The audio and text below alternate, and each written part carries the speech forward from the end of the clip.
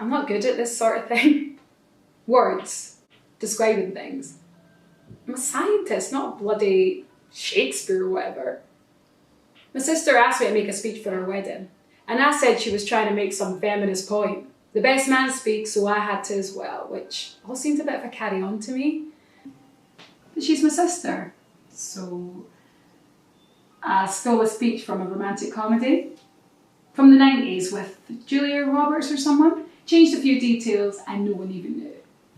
So if I didn't have the words to express my baby sister being a wee pet and I'm happy that she's happy and all that, I'm hardly going to be able to describe this, am I? I was there when he flatlined. I was with an elderly lady, broken femur. We were trying to stabilise her for the theatre, but I glanced over at one point and there's a vibe sometimes. I think I've made it quite clear I'm not very imaginative. My sister, she's the arty one, plays the cello. But sometimes a patient comes in and their vital signs are fine. Not great maybe, but not hopeless. And yet it is hopeless. You just know. It's as though the Grim Reaper's right there in the room with you, looking over your shoulder, waiting his turn. You carry on with your job at the best of your ability. Of course you can. But deep down, it was a young guy, 19 or something. I'd seen him when he first came in when I was waiting on the old lady.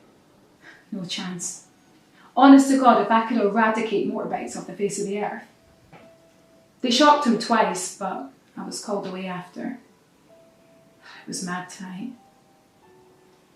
One of those shifts where you just feel so inadequate. I always imagined it would feel powerful being a doctor. And you get told that as a kid, don't you? That hospitals are where people go to get fixed. The mummy doesn't feel well, but the doctor will make it all better. You never really think about when they can't. Which is absurd, because it's not as though they fixed my mum. You'd think the penny might have dropped then. But not quite as clever as I think I am. So not artistic and clever. I mean, wow, what is the point in me?